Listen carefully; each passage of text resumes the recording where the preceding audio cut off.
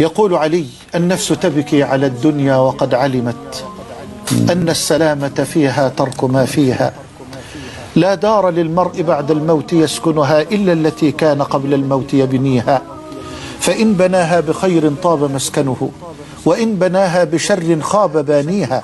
أموالنا لذوي الميراث نجمعها، ودورنا لخراب الدهر نبنيها.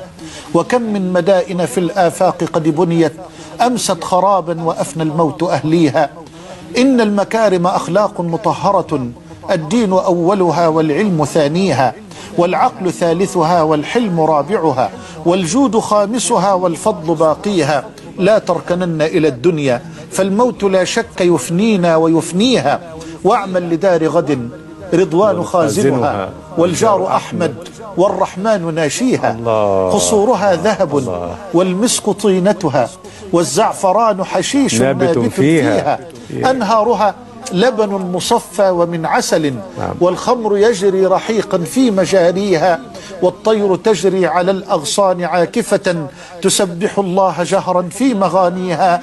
فمن يشتري الدار في الفردوس يعمرها، بركعة في ظلام الليل يحييها. يا سلام.